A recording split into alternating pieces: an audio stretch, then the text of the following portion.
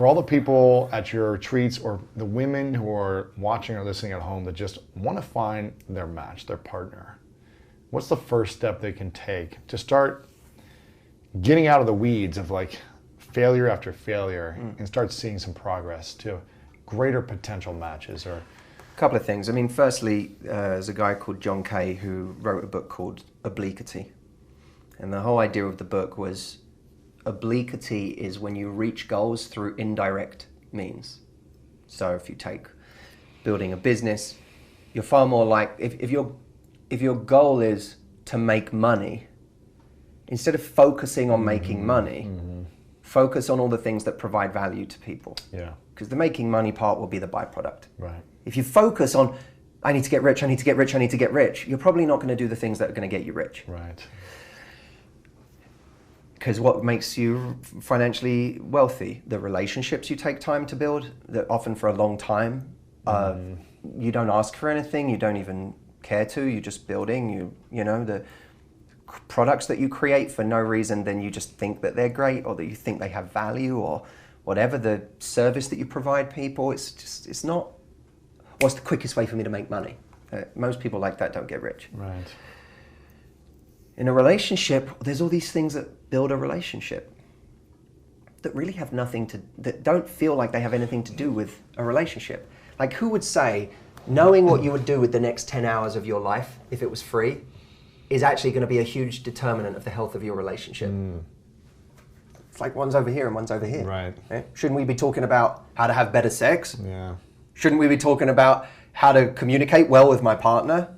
No, we're talking about you being an independently attractive, purpose-driven, independent person who is attractive just to watch from afar because of the life you lead.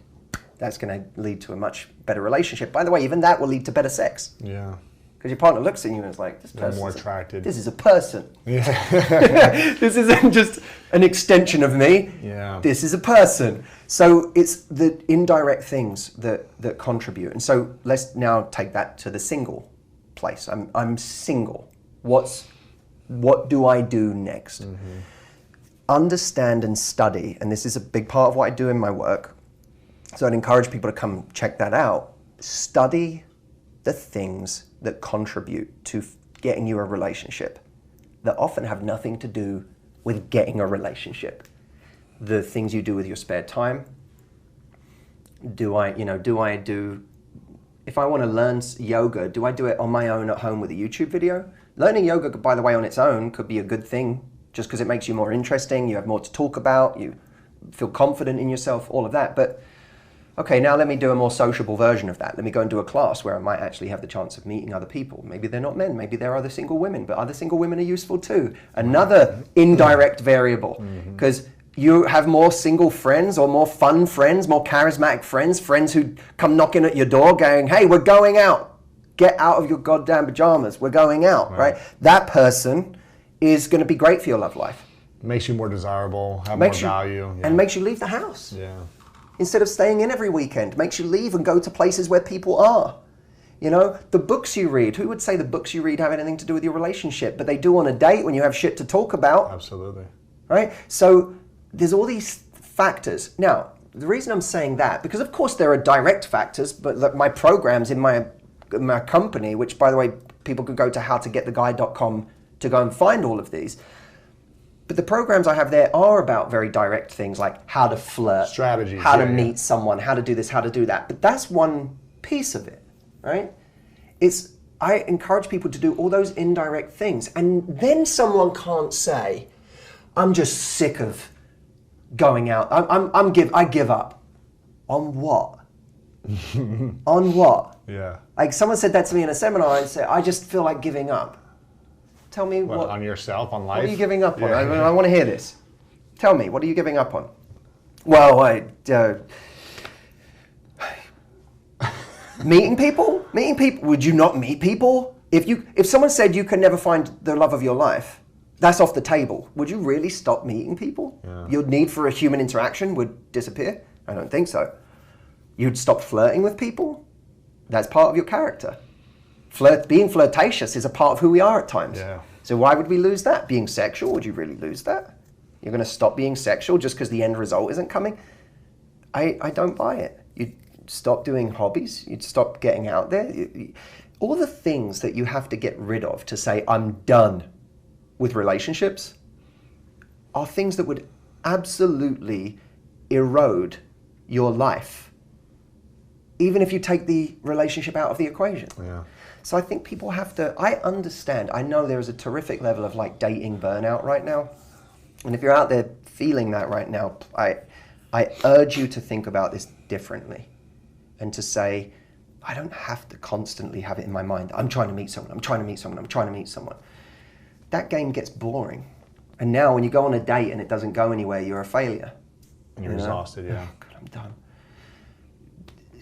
See it as life. This isn't dating, it's life. It's meeting people. Mm-hmm. It's experiencing a great conversation, having a fun moment of interaction or flirtation, doing things you want to do anyway, doing hobbies you want to do anyway, because they'll enrich your experience of life. All of those things are really important. You don't have to call it dating. Just go live. It's kind of like the analogy you said about running a business. If you're focused on, I need the relationship, whereas like, I need to make a certain amount of money, is getting the relationship, as opposed to, why don't I add value to the world and I'll attract the customers that will pay me and I'll make some money. Because I need to make money focuses on things that make the short-term economics work. Yeah. And those things are generally not good for a business. That's it. Right? Yeah. Same in love. I want to ask you a couple final questions. This just came to me. I don't think I've ever asked anyone this, but since you're the love guy, I'm going to go there. Typically, I would ask the 3 truths question, which is, what are your 3 truths if it was the last day of your life? But I'm going to ask you a different spin on this. Imagine it's the last day of your life, and you've been in a committed, compatible, loving relationship with the woman of your dreams for the last 30, 40, 50, whatever years. And you've been a part of this journey and experience where you've built this incredible castle with all of its dents and wears and tears and love and magic and unicorns and everything. And it's your last day. And you've got the lights are gonna go off and you're not gonna be on this world anymore. And your partner has one more day to live. Hypothetical. You're 150 years old. Your partner has one more day to live. Your partner has one more day to live. Let's screw that. Your partner has a few more years to live. She's going to live a little longer than you. And you get to write 3 things, a love letter to your partner. Right. About the 3 things you loved about her the most. That brought you the most joy, the most incredible life from this relationship that you built together. What would you say or write to her are the 3 things you love the most about this woman that she would remember and go on for a few more years afterwards? But that would be specific to a relationship, right? To a specific person? To that relationship, yeah. To that person and the relationship. Imagine the relationship is everything you could ever dream of. Got it. You created the relationship of your dreams. It's the golden standard for the world. Wow. To look at a relationship and say, wow, they lived it. They did it, they loved, they went through it, they were vulnerable. It wasn't perfect, but man, this couple is the golden standard. Man, okay. What would you say are the 3 things? So I want you to go there because I believe you're going to create that in the relationship that you want to create. So what were the 3 things you would write a love letter to your wife on your last day about the 3 things you appreciated the most about the love you created together?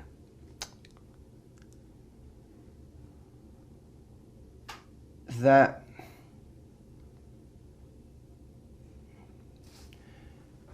maybe one would be you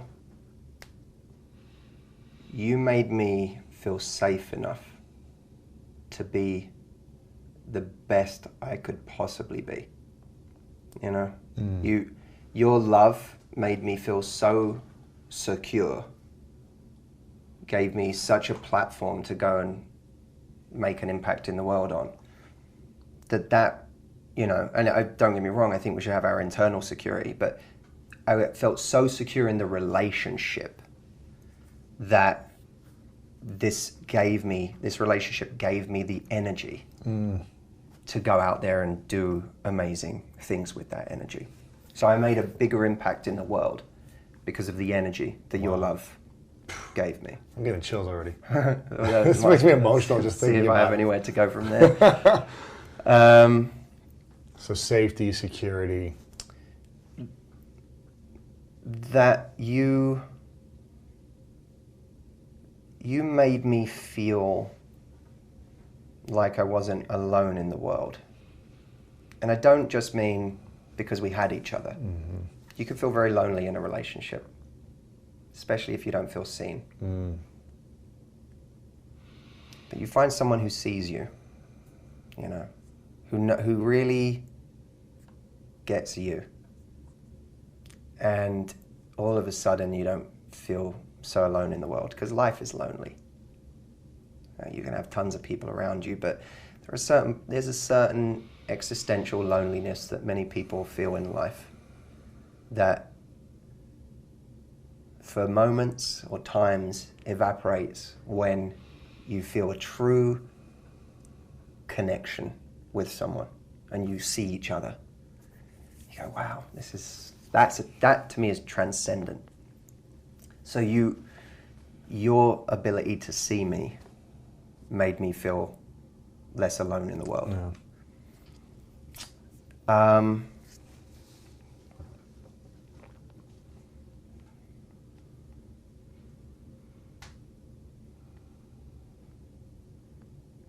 And I guess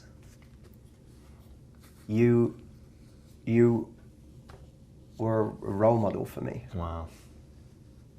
That through observing you and seeing the way you live and seeing the way you approach things, that there were so many times where I noticed you were better than me.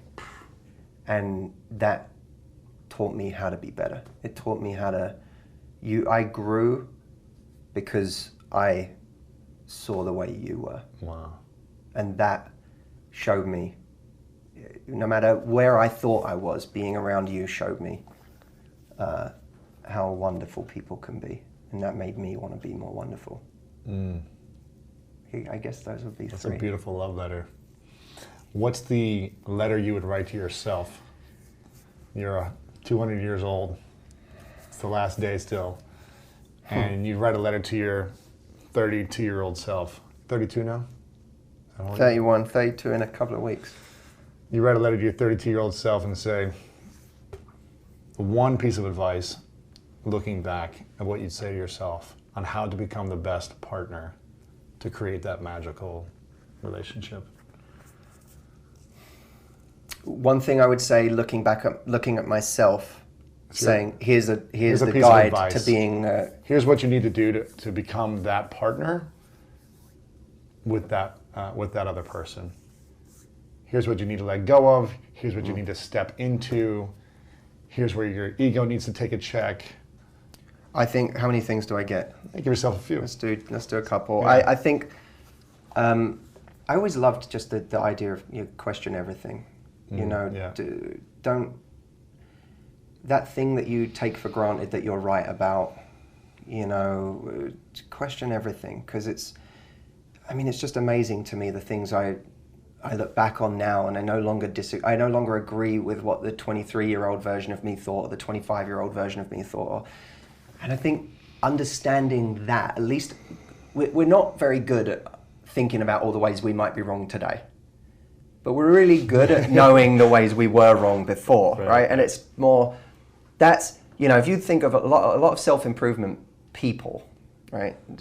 Gurus, leaders, whatever, people want to call themselves, they struggle, they're very good at telling stories of how they fucked up 5 years ago or 10 years ago. But now you should have seen me then. But not many people are good at talking about today. Yeah. And I think that's a kind of blind spot we most of us have in life, people in general. And I think if we can apply that thing of, oh yeah, God, I was so wrong about that 5 years ago. Mm-hmm. I couldn't be more wrong about that. And I know that now. We should apply that to the next 5 years too. Yeah. You know, in the next 10 years and say, there's a lot of shit I'm going to look back on 5 years from now and say, God, I did not know what I was talking about. That doesn't mean we should not trust ourselves on anything. You know, I've heard it said, you know, strong opinions loosely held. You know, it doesn't mean we shouldn't be passionate about what we think now, but it does mean we should leave room for questioning. And to that end, I think I would tell myself to be kinder to myself over the course of my life for things that mistakes I'd made within relationships. I have definitely been the person, and even today have to wrestle with doing something that I know, God, that wasn't the best reaction to that. Mm-hmm. I wish I'd have handled that differently. I wish I'd have said a different thing. I wish I'd have phrased that differently. I wish I didn't say that. And then really, really beating myself up for it. Yeah. You know, not letting it go. Even after you've finished the argument, even after you get to the other side of it. Holding on to it, yeah. Continuing to berate yourself for it. And the shame about that is that it lacks humanity. It makes us forget that we're human and that we don't get everything right. And the only way we're going to get more right is by making certain mistakes and learning from them. It's true. And it also stops us from being effective, because that energy that we're putting into berating ourselves is actually stopping us from doing the very things that would move everything forward from that mistake. Mm-hmm. It doesn't make relationships better. Mistakes actually make relationships better very often. Because you learn, or hopefully you'll learn. You learn. Those things, they really can transform, mistakes can transform relationships, but not if you sit there consistently dwelling on them. They make relationships better if you can improve from them and move on and be the thing you want to be now. So I think I would tell myself to be kinder to myself for mistakes. Yeah. And to not obsess over things I should have said or done differently.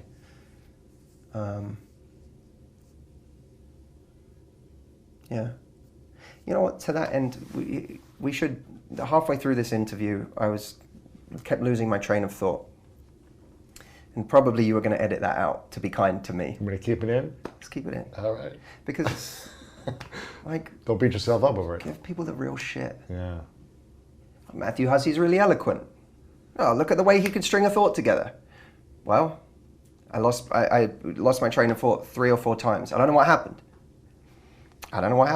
I couldn't think of the thing I was going to say next. I kept blanking. Mm-hmm. Okay.